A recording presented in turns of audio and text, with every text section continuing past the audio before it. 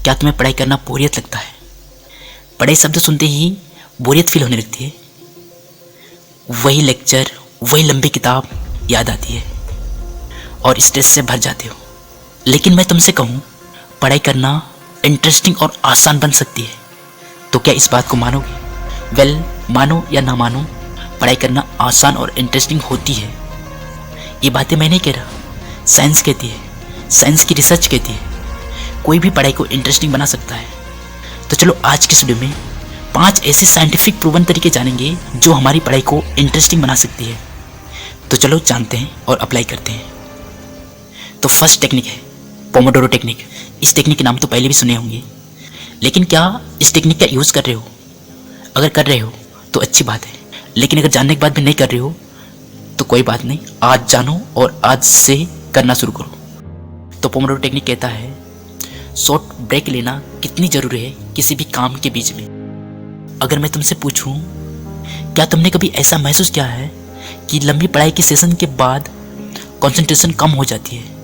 अगर महसूस किए हो तो कोई बात नहीं, ये एक कॉमन प्रॉब्लम है और इसका सलूशन है पोमोडोरो टेक्निक, जिसमें हमें 25 मिनट पढ़ाई करना होता है और 5 मिनट का ब्रेक लेना होता है। दोस्त, इसी बात पर रिसर्च कहती है शॉर्ट ब्रेक लेने से हमारा ब्रेन ज़्यादा फोकस्ड और ज़्यादा प्रोडक्टिव होता है। ये मेथड हमारा अटेंशन स्पेन को बढ़ाता है। तो इस मेथड को डेली यूज़ कैसे करें?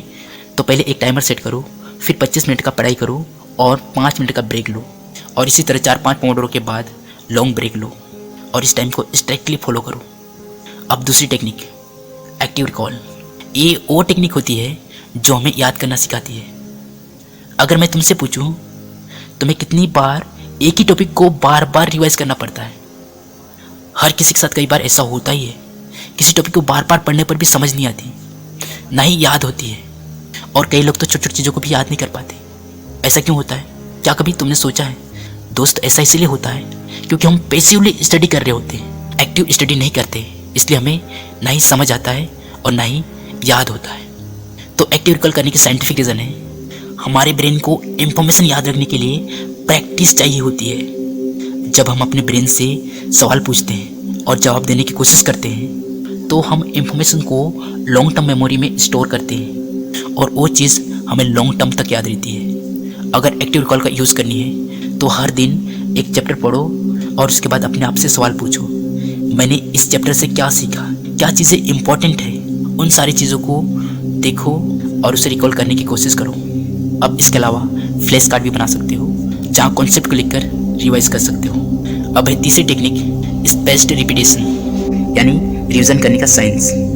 दोस्त, कुछ भी याद करने के लिए रट्टा मार के याद करना गलत तरीका होता है, क्योंकि हम रट्टा मार के याद तो कर लेते हैं लेकिन उसे समझ नहीं पाते और कुछ दिन बाद भूल जाते हैं। इसलिए रट्टा नहीं मारनी, बल्कि हमें स्पेस्ड रिपीटेशन का यूज़ करनी है। तो इसके लिए हरमन हेविंगस का फॉरगेटिंग कर्व को समझनी होगी। ये कर्व कहता है कि अगर आप इंफॉर्मेशन को टाइम टू टाइम रिवाइज नहीं करेंगे तो आप उसे भूल जाएंगे, इसलिए हर चीज़ को टाइम टू टाइम रिवाइज करते रहनी चाहिए। इसमें हमें स्पेस्ड रिपीटेशन मेथड इंफॉर्मेशन को बार बार रिवाइज करने में मदद करेगी। अब इसके लिए एक शेड्यूल बनाएं, 1 दिन, 3 दिन, 7 दिन और 30 दिन की गैप में रिवाइज करने की। तो इस तरह से इस टेक्निक को यूज़ कर सकते हैं। तो अब है चौथी टेक्निक, फीमैन टेक्निक। दोस्त, एक बात अल्बर्ट आइंस्टाइन ने कही थी, अगर आप किसी चीज़ को सिंपली एक्सप्लेन नहीं कर सकते तो इसका मतलब है कि आप उसे खुद नहीं समझते। दोस्त, फीमैन टेक्निक हमारी कॉन्सेप्ट क्लियर के लिए परफेक्ट है। इसमें होता है कि जब हम किसी और को समझाते हैं तो हम अपने ब्रेन को उस टॉपिक को सिंप्लीफाई करने के लिए फोर्स करते हैं, जो हमारी अंडरस्टैंडिंग को डीपन करता है, यानी गहरी बनाता है। तो इस टेक्निक को यूज़ करने के लिए एक टॉपिक चूज़ करो और उसे तुम कुछ ऐसा लिखो जिसे तुम किसी बिगिनर को या बच्चे को समझाने वाले हो, और जितने भी कॉम्प्लेक्स टर्म्स है उन सबको सिंपल करके लिखने की कोशिश करो। जो भी पॉइंट क्लियर नहीं होता उसे बार बार पढ़ो और समझने की कोशिश करो। तो 5वां टेक्निक है पैरेटो प्रिंसिपल।